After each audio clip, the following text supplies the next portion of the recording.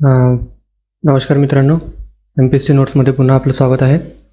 आज आपण बघणार आहोत शाश्वत विकास लक्ष्ये म्हणजे सस्टेनेबल डेव्हलपमेंट गोल्स. ठीक आहे, SDGs ज्याला म्हणतो आपण. मागे आपण MDGs बघितलं होतं, आज SDGs बघू. तर MDGsचा कालखंड 2000 ते 2015 संपल्याने आणि जगातील बहुतेक विकसनशील देशांनी आपली लक्ष्य पूर्ण न केल्याने संयुक्त राष्ट्राने त्यांच्या जागी 2016 ते 2030 या 15 वर्षाच्या काळासाठी शाश्वत विकास लक्ष्ये म्हणजे सस्टेनेबल डेव्हलपमेंट गोल्स स्वीकारली आहेत. आपल्याला माहितीच आहे 15 वर्षात संपूर्ण देश कुठले टार्गेट UN ने दिले होते ते कंप्लीट करू शकत नव्हते, कारण की त्यांच्याकडे तेवढी इकॉनॉमी नाही आहे किंवा त्यांचे इकॉनॉमिकल प्रॉब्लेम आणि बाकीचे पॉलिटिकल वगैरे इश्यूज जे आहे ते ऑफकोर्स 15 वर्षात सॉल्व नाही होऊ शकत. त्यामुळे त्यांनी MDGsच्या जागी SDGs चं एक नवीन योजना किंवा मग नवीन लक्ष्य ठरवण्याच्या उद्देशाने संयुक्त राष्ट्राने 2016 ते 2030 या 15 वर्षाच्या काळासाठी शाश्वत विकास लक्ष्य, ठीक आहे, सस्टेनेबल डेव्हलपमेंट गोल.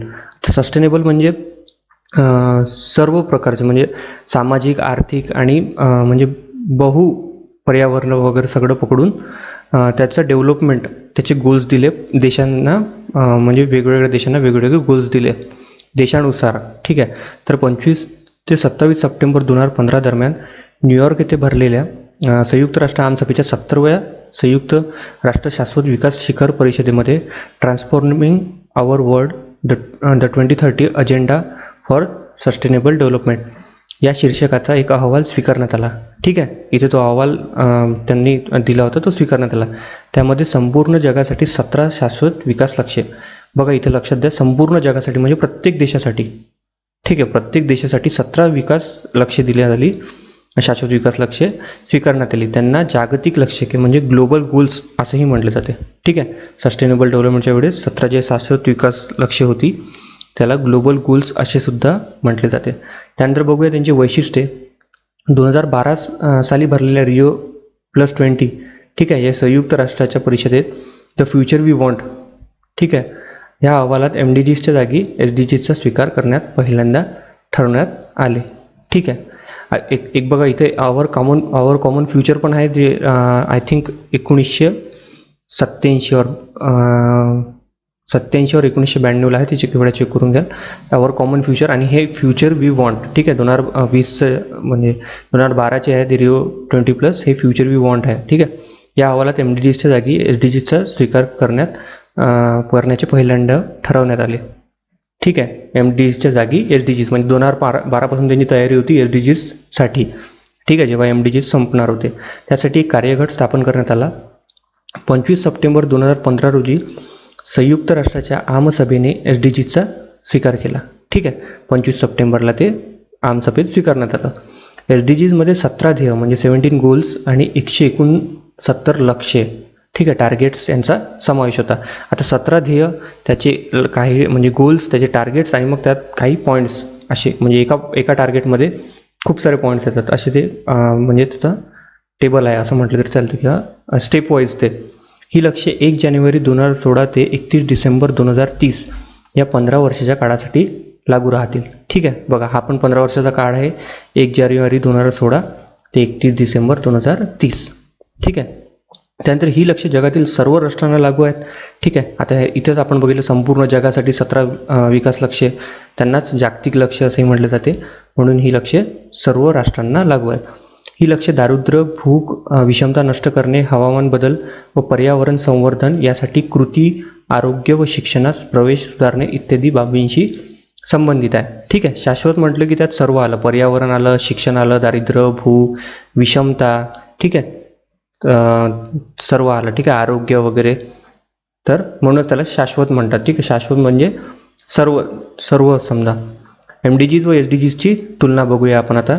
MDGs हे केवळ विकसनशील देशांना लागू होते, तर SDG सर्व देशांवर लागू आहे. ठीक आहे, हे आपण पहिलेच बघितलं. MDGs काही विशिष्ट देशांसाठी काही विशिष्ट त्यांनी गोल दिलेले होते, म्हणजे गोल तर दिले होते परंतु देशांनी कंप्लीट केले नाही केले. त्यांचा जेव्हा आढावा घेतला तेव्हा ते खूपच कमी आढळला, त्यामुळे त्यांनी MDGsमधून SDGs लागू करण्याचं 2012मध्ये ठरवलं होतं. ठीक आहे, Rio+मध्ये. तर MDGs हे केवळ विकसनशील जे विकसित नाही झालेले आहेत त्यांच्यासाठी लागू होते, आणि पण SDGs जे आहे ते सर्व देशांवर, ठीक आहे, विकसित विकसनशील सुद्धा ठीक आहे. त्यानंतर MDGs मुख्यतः दारिद्र्य निर्मूलनाशी संबंधित होते. आता MDGsमध्ये मुख्यतः दारिद्र्य निर्मूलन हा मेन पॉईंट होता. त्यानंतर SDGs हे व्यापक लक्ष्य असून संपूर्ण जगाच्या शाश्वत विकासाशी संबंधित आहे. संपूर्ण जगाच्या म्हणजे आता एकामेकाच्या देशावर जे अवलंबून आहेत त्यांना म्हणजे सपोर्ट करणे किंवा मग त्यांना थोडं म्हणजे इकॉनॉमिकली त्यांच्यात इन्व्हेस्टमेंट वगैरे करणे, त्यांची इकॉनॉमी वाढवणे आपल्या देशाची, आणि त्यानंतर पर्यावरण वगैरे व्यवस्थित वाढवणे, त्या इकॉनॉमीसोबतच म्हणजे इंडस्ट्रीयल एरिया वगैरे आहे, पर्यावरणाचं लक्ष देणे, आर्थिक बाबी, त्यानंतर दारिद्र्य, भूक, आरोग्याकडे लक्ष देणे, शिक्षण व्यवस्था कशी आहे ते सोबत लक्ष देणे. परंतु MDGs जे आहे ते फक्त दारिद्र्य निर्मूलनाशी म्हणजे मुख्यतः जो पॉईंट होता MDGsचा तो दारिद्र्य निर्मूलनाशी संबंधित होता. आणि SDGsचे व्यापक लक्ष असून संपूर्ण जगाच्या शाश्वत विकासाशी. आता जो विकसनशील देश असो की विकसित देश असो, त्या दोघांनाही जे आहे ते पर्यावरण असो, आरोग्य असो, शिक्षण असो, त्या सर्वांचा काही एक स्पेसिफिक लेवल ठरवून दिली अशी म्हणू शकतो आपण, किंवा मग एक लाईन ठरवून दिली आहे की तेवढं त्यांना फॉलोअप घ्यावं लागेल किंवा फॉलो करावं लागेल, त्यांना तेवढी उद्दिष्टे पूर्ण करावी लागेल. तो विकसनशील देश असो हा विकसित देश असो, ठीक आहे, सर्व राष्ट्रांना, SDGsमध्ये सर्व राष्ट्रांना, आणि MDGsमध्ये मुख्यतः दारिद्र्य निर्मूलन. त्यानंतर आहे MDGs ठरवताना विकसनशील देशाचा पुरेसा विचार घेण्यात आला नाही अशी टीका केली जाते. ठीक आहे, बरोबर आहे, विकसनशील देशांचा म्हणजे पुरेसा विचार घेण्यात आला नाही अशी टीका जेव्हा म्हणतात तेव्हा ती एका मुद्द्यानुसार बरोबर सुद्धा वाटते. कारण की त्यांना ऑलरेडी इकॉनॉमी कुठल्या देशाची किती इकॉनॉमी आहे किंवा मग त्यांच्याकडे किती सोर्सेस आहे, रिसोर्सेस आहे अवेलेबल, त्याच्यानुसार त्यांची विकास होऊ शकते का, फक्त टार्गेट दिल्याने पूर्ण होत नाही, तर त्यांच्याकडे खरंच तेवढा विकास होऊ शकते का, त्यांची इकॉनॉमिकल ग्रोथ तेवढी होऊ शकते का तेवढ्या 15 वर्षाच्या काळात, हे त्या MDGsच्या वेळेस ठरवताना पुरेसा विचार करण्यात आला नव्हता. ऑफकोर्स विकसनशील देशांसाठी ते म्हणजे विकसनशील देशांसाठी MDGs नव्हतेच म्हणा, परंतु विकसनशील देश एक स्टेप त्यांच्या समोर होते. ठीक आहे, परंतु विकसनशील देश जे आहे ते मागे होते, विकसित देश समोर होते. ठीक आहे. त्यानंतर असे मात्र SDGsच्या जगातील सर्व देशांच्या व्यापक विचार विनिमयातून निश्चित करण्यात आलेली आहे. ठीक आहे, SDGsची माहिती पुढील तक्त्यात दिली आहे. तर आता बघूया शाश्वत विकास लक्ष्य निर्देशांक म्हणजे SDG इंडेक्स. ठीक आहे, त्यानंतर आहे शाश्वत विकास लक्ष्य निर्देशांक, SDG इंडेक्स म्हणतो आपण त्याला. तर हा निर्देशांक शाश्वत विकास सोल्युशन्स नेटवर्क मार्फत म्हणजे SDSN तयार केला जातो. त्यामध्ये विविध देशांना 17 शाश्वत विकास लक्ष्य पूर्ण करण्याबाबत केलेल्या प्रगतीचे मूल्यमापन करून त्यांना क्रमवारी दिली जाते. ठीक आहे, तर 2020च्या SDG निर्देशांकानुसार पहिले 4 देश जे आहे ते स्वीडन, डेन्मार्क, फिनलँड, नॉर्वे. ठीक आहे, त्यामुळे भारताचा क्रमांक जो आहे तो 117 आहे. भारताला 61.92 एवढे 100पैकी गुण मिळाले आहे, आणि ते टोटल देश आहे 187, त्यातला भारताचा नंबर जो आहे तो 117. ठीक आहे, हा 2020चा ठीक आहे अपडेटेड आहे. आणि पहिले 4 देश जे आहे ते नियर अबाउट 5 ते 6 वर्षापासून हे त्याच रँकिंगने आहे. पहिला Sweden, then Denmark, then Finland, then Norway. ठीक आहे, पहिले 4 देश हे तेव्हापासून जे त्याच फर्स्ट क्रमांकावर 4 ते 5 वर्षापासून सेम आहेत, फक्त भारताचं चेंज आहे. भारताचा क्रमांक आता ह्या वर्षीचा 2020चा 117 आहे.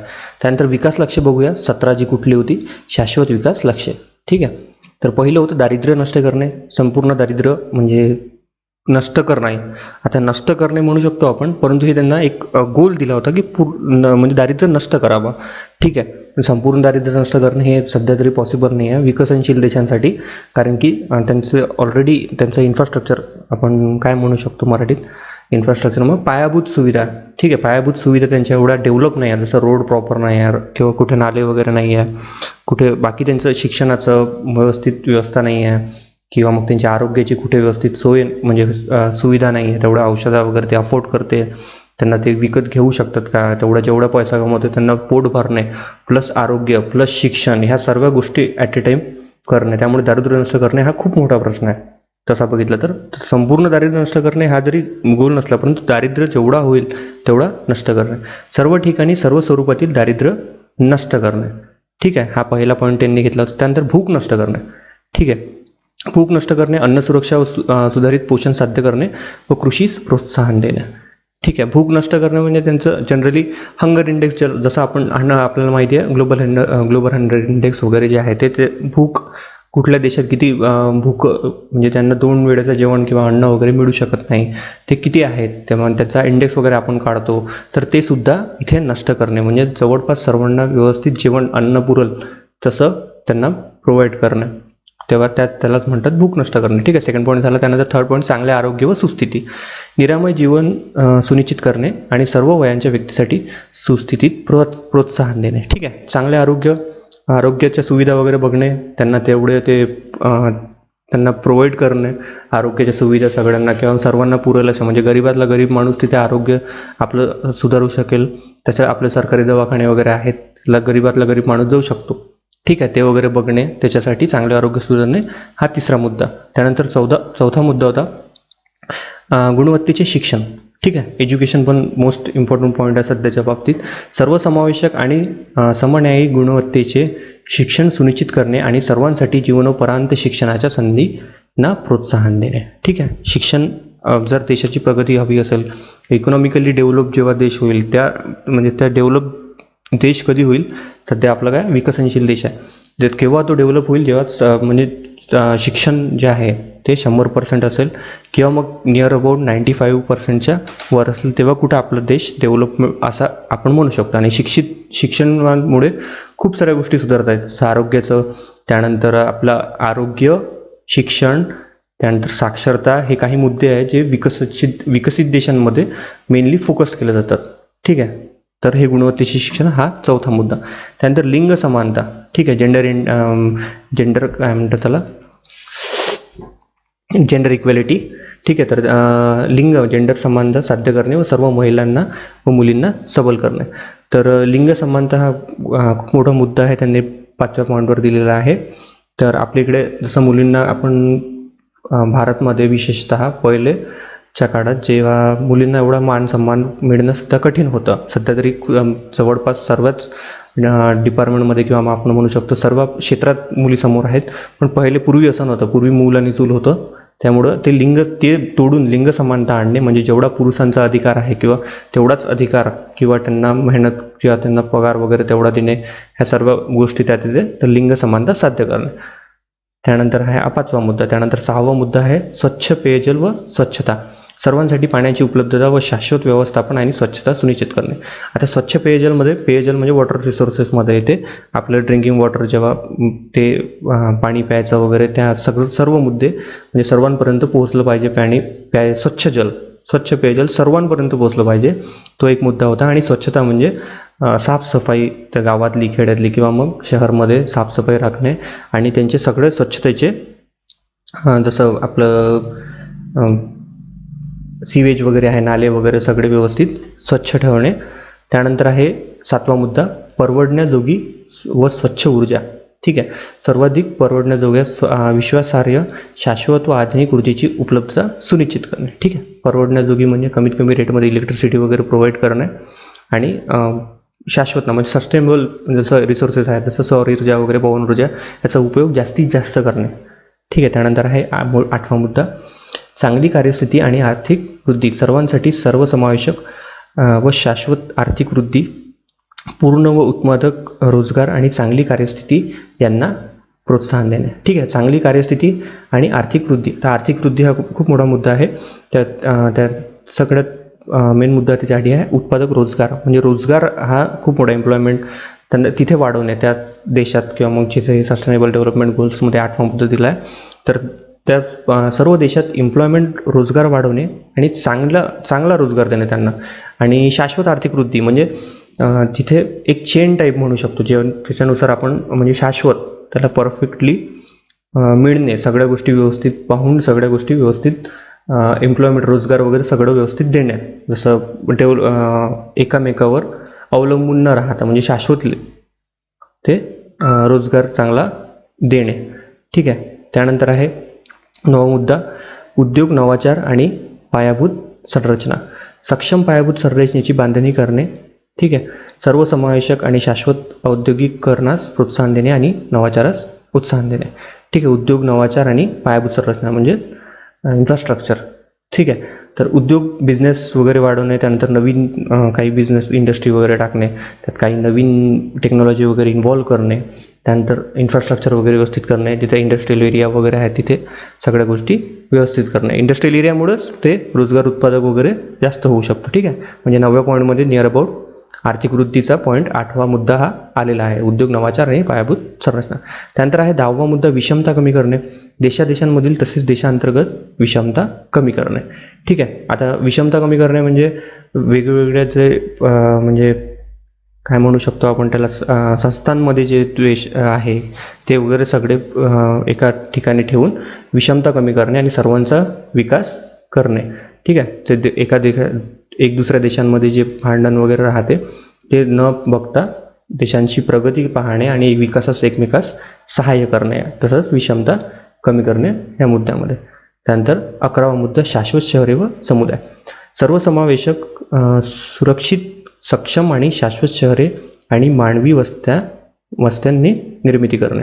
ठीक आहे. शाश्वत शहरे म्हणजे सस्टेनेबल सिटीज. ठीक आहे. सस्टेनेबल सिटीज आणि त्यांचे ग्रुप्स क्रिएट करणे, सस्टेनेबल सिटीज क्रिएट करणे, त्यांचं डेव्हलपमेंट प्रॉपर बघणे, त्यालाच 11वा मुद्दा शाश्वत शहरे.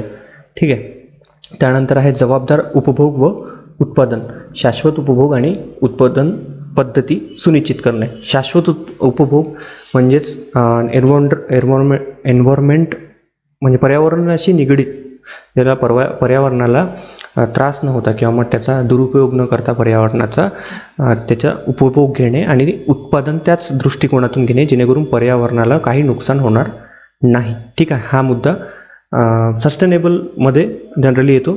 तर हा 12वा मुद्दा त्यांनी त्यात दिलेला आहे. जबाबदार उपभोग आणि उत्पादन, जबाबदारीपणाने उपभोग घ्यायचा, पर्यावरणाचा असो, आर्थिकदृष्ट्या असो, आरोग्याचा असो, ते जबाबदारीने घ्यायचा.